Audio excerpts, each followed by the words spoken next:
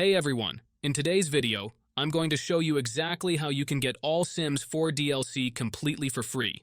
Yup, every expansion pack for free. I'll walk you through the entire process step by step, and the best part is that you can do everything right from your phone.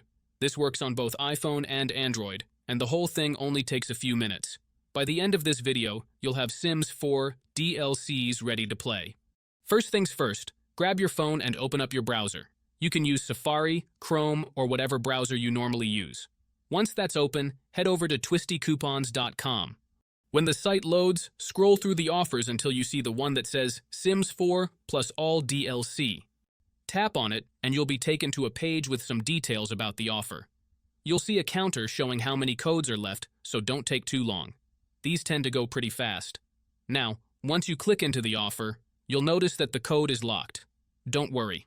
Unlocking it is really simple. All you need to do is complete 2 quick sponsor offers.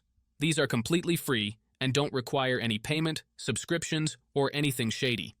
The tasks are usually super easy, like downloading a free app and opening it, playing a mobile game and reaching a certain level, or trying out a VPN for a short time.